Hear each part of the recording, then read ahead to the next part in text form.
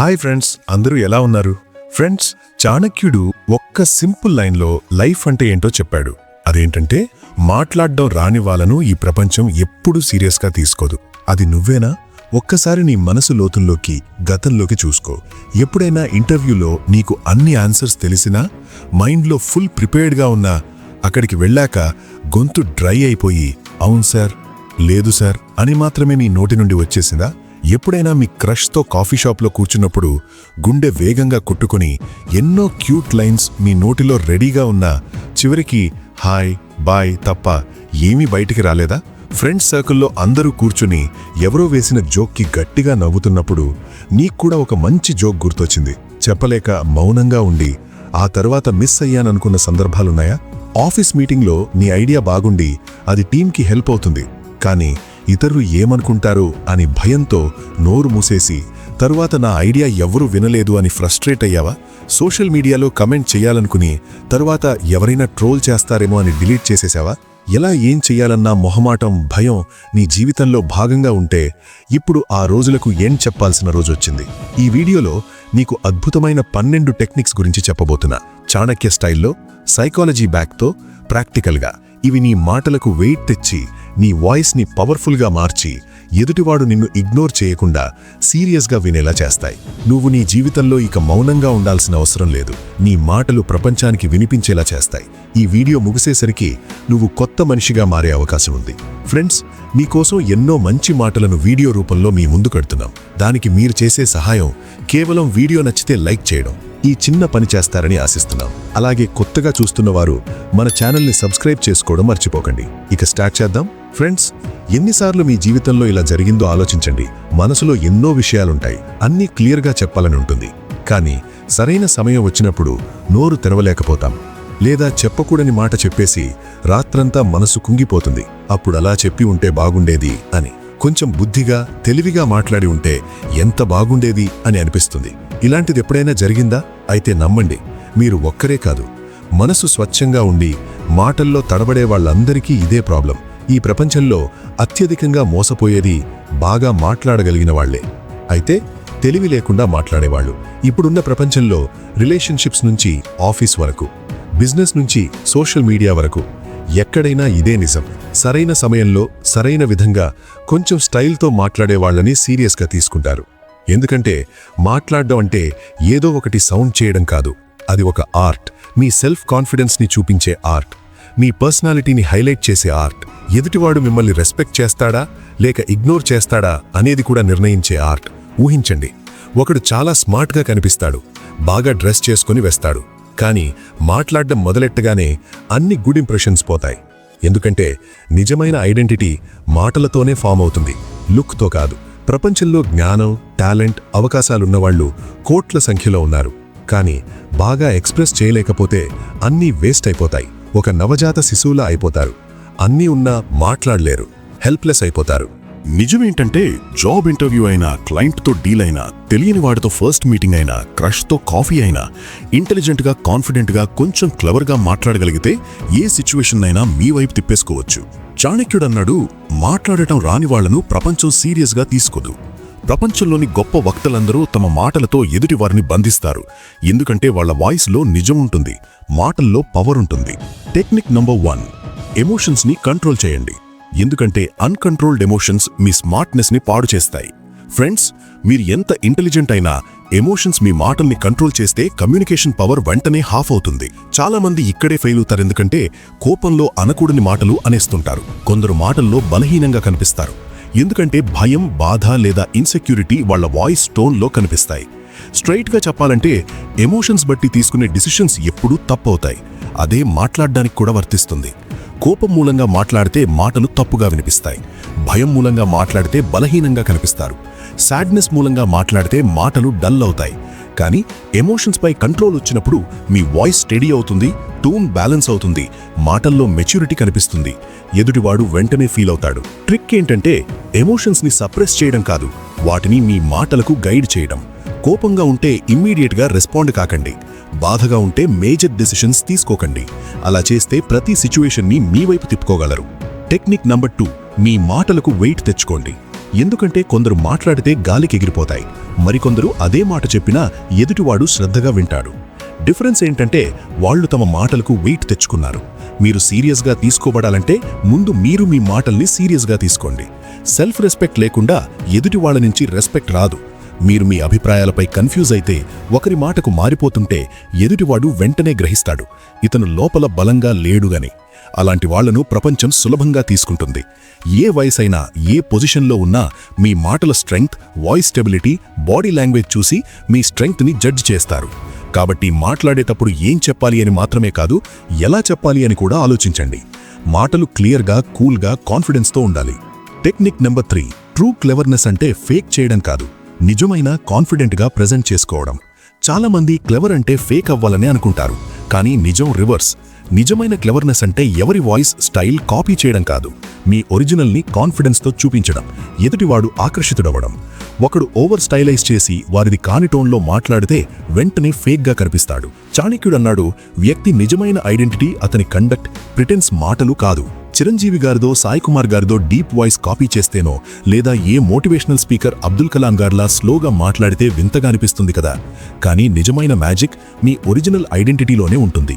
మీ voice heavy అయినా, light అయినా, fast అయినా, స్లో అయినా, స్టామరింగ్ అయినా, అది మీ యూనిక్నెస్. ఆ యూనిక్నెస్తోనే కనెక్ట్ అవుతారు. కాబట్టి ఫేక్ యాక్సెంట్, సెలబ్రిటీలు ఇమిటేట్ చేయాల్సిన అవసరం లేదు. ప్రత్యేకత మీ ట్రూత్, ఆనెస్టీ, కాన్ఫిడెన్స్లోనే వస్తుంది. టెక్నిక్ నంబర్ 4, ఎదుటివాడి లోపలి బలహీనతను అర్థం చేసుకోండి. అప్పుడే మాటలు బాగా పనిచేస్తాయి.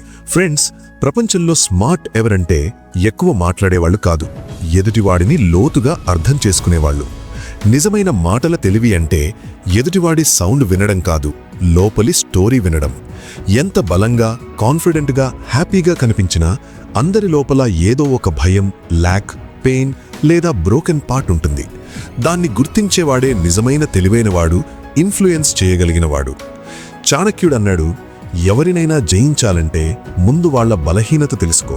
ఇది రిలేషన్షిప్స్, కాన్వర్సేషన్స్కి కూడా వర్క్ అవుతుంది. కానీ ఇక్కడ బలహీనత తెలుసుకోవడం వాళ్లను ఓడించడానికి కాదు, అర్థం చేసుకోవడానికి.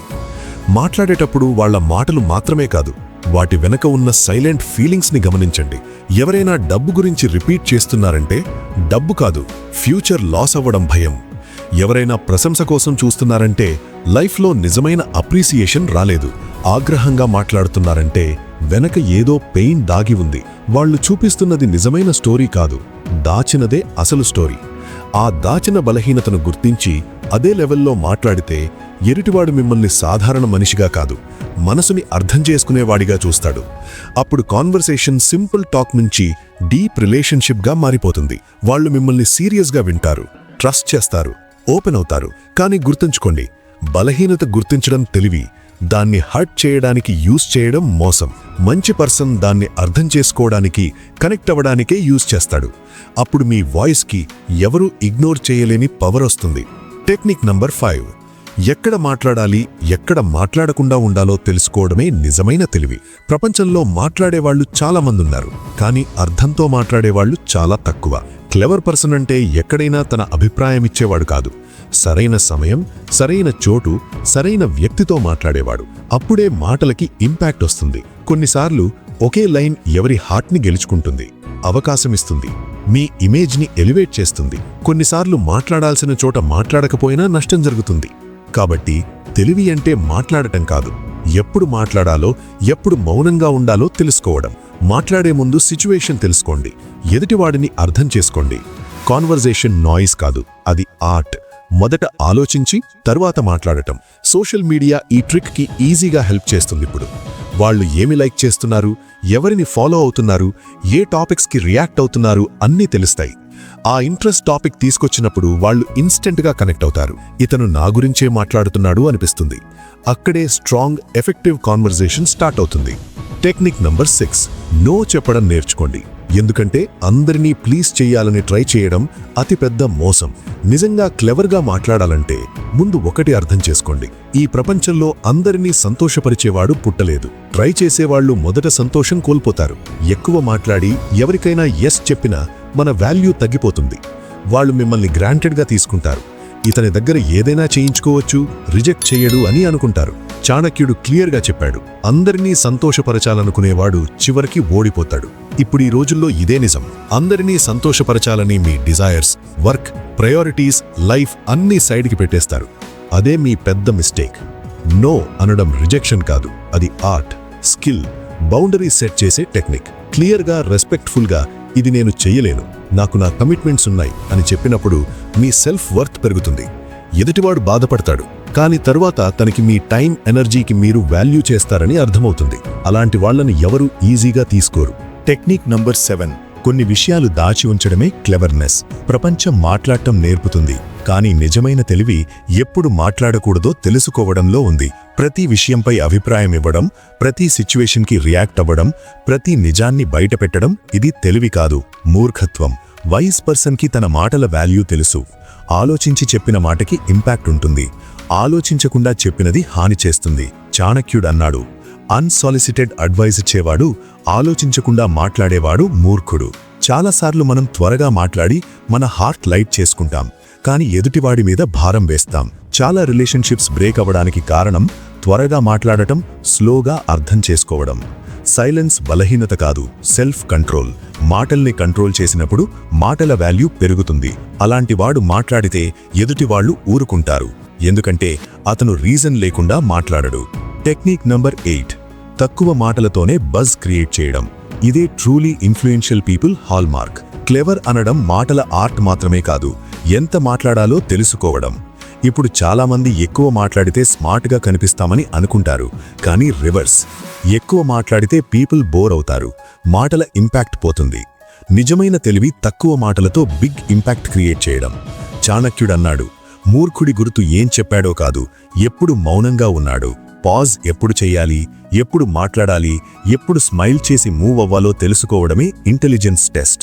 5 నిమిషాల్లో అయ్యే కాన్వర్సేషన్ని 15 నిమిషాలు లాగితే ఫోకస్, ఇమేజ్ రెండూ పోతాయి. ఇంటెలిజెంట్ పర్సన్ ఆలోచించి మాట్లాడతాడు, మాటల్ని వేస్ట్ చేయడు, బాణంలా టార్గెట్ హిట్ చేస్తాడు. తక్కువ మాటలో ఎక్కువ డెప్త్ ఉంటుంది.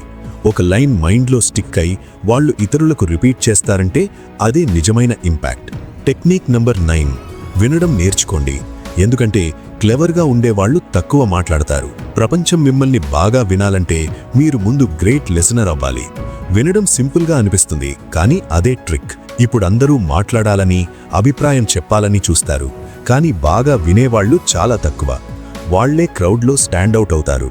వినడం అంటే వాళ్ల మాటలు క్యాచ్ చేయడం మాత్రమే కాదు, వాళ్ల pain, feelings, intentions, hidden needs అర్థం చేసుకోవడం. అలా లిజన్ చేస్తే వాళ్ల మైండ్ స్టేట్ పూర్తిగా రీడ్ చేయగలరు. అప్పుడు కాన్వర్జేషన్ గేమ్ మీ చేతుల్లో ఉంటుంది. ఎవరినైనా కన్విన్స్ చేయడం, ఇన్ఫ్లుయెన్స్ చేయడం ఈజీ అవుతుంది. తక్కువ మాట్లాడండి, ఎక్కువ వినండి, సరైన సమయంలో సరైన మాటలు యూజ్ చేయండి. Technique number 10. ముఖాలు, బాడీ లాంగ్వేజ్ రీడ్ చేయండి. రియల్ గేమ్ మాటలతో కాదు, సిగ్నల్స్తో గెలుస్తారు. సౌండ్ ఆఫ్ చేసి సినిమా చూసినట్టు ఊహించండి, మాటలు లేకుండానే సీన్ అర్థమవుతుంది కదా. యాంగర్, ఫియర్, లవ్, టెన్షన్ అన్నీ ఫేస్, బాడీలో కనిపిస్తాయి. అదే నాన్ వర్బల్ కమ్యూనికేషన్ పవర్. మీ నిజమైన క్లెవర్నెస్ బేస్ ఇదే. రియల్ లైఫ్లో కూడా మాటల కంటే బాడీ లాంగ్వేజ్, జెస్చర్స్ రీడ్ చేయడం ఎక్కువ ఇంపార్టెంట్. వాళ్ళు ఏవైనా చెప్పవచ్చు, కానీ ఫేస్, బాడీ అబద్ధం చెప్పవు. బాస్ ముందైనా, క్లయింట్ ముందైనా, రిలేషన్లో అయినా మాట్లాడటమే కాదు, ఎదుటివాడిని అబ్జర్వ్ చేయండి. వాళ్ళు ఎలా వింటున్నారు, కళ్ళు ఏం చెబుతున్నాయి, జెన్యూన్ ఇంట్రెస్ట్ ఉందా లేక జస్ట్ ఫార్మాలిటీయా, బోర్ అవుతున్నారా, స్మైల్ రియలా లేక ఫేకా అని చూడండి. ఇంట్రెస్టెడ్గా ఉంటే కంటిన్యూ చేయండి.